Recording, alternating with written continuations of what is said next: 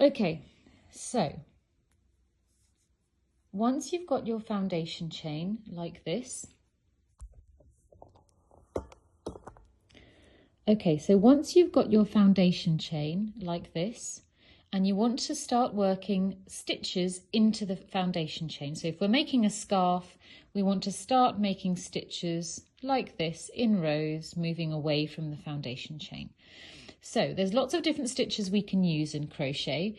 The simplest is something called the double crochet in the UK terminology system and the single crochet in the US terminology system. I prefer the US system. I think it makes more sense. So that's what I'll teach you. So this is a tutorial for the single crochet.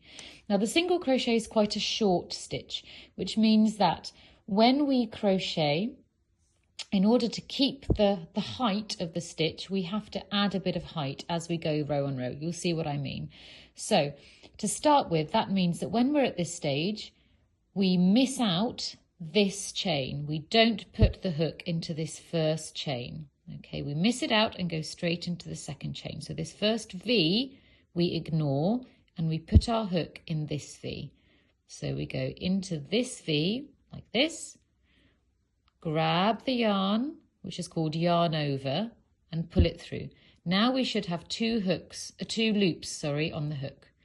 Once we're here, we yarn over again and we pull through both loops. That is our first single crochet. Now, then we go into the next stitch. This stitch already has a single crochet in it. You can see it there. So we're going into the next one, into this one here. Yarn over, pull up a loop.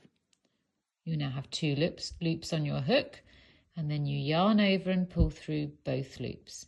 That's our second single crochet. This one has a stitch, so this is our next stitch.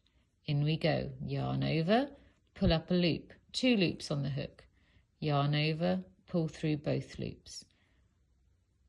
And carry on like that until you've completed the whole row. What's really helpful is for your left hand, your thumb and third finger to constantly hold this tail. If you don't hold it, it's incredibly difficult to get your hook into the next chain. Okay, and this will feel difficult at first. Remember, it's a skill you haven't done before. Your hands will feel tired and it will feel really challenging. But stick with it, I promise you, it's worth it. And before long, your hands will be very used to all the little movements that you need to make in order to make crochet a lot easier. So we're almost there, almost at the end of that first row of real stitches, of real single crochet stitches. So I've got one left. You can see that's the last chain there, exactly the same as all the others. There we go. So there's that's our chain down here that we did first, and then we turned and did our first row of single crochet stitches. Now when we get to this stage, we need to remember that the single crochet has a height. So if we simply turn and carry on, this bit here will be very short and then it will become higher, and that won't be very even. So to bring this part of the next row of stitches to the same height for a single crochet, we chain one. Then we turn our work. And now we have to work into these stitches. It's the same stitch, but the difference here is that for the chains, we went into just the middle here. But now that we have actual stitches, we go into both parts of the V. Can you see those V's? We go underneath both sections before we pull up a loop. And here we are, two loops, yarn over, go through both. Next stitch is here. We go into both parts of that V. Can you see that's the V? We go under both. Yarn over, pull up a loop, two loops on the hook, yarn over, pull through both. This is the next stitch. There is our V. Can you see it? And I'm going to go underneath both parts of the V. Both parts there. Yarn over, pull through, two loops on the hook, yarn over, pull through both, and so on. Going through both, carrying on this second row of stitches. Lovely. Take your time. It doesn't have to be fast, it just has to be right.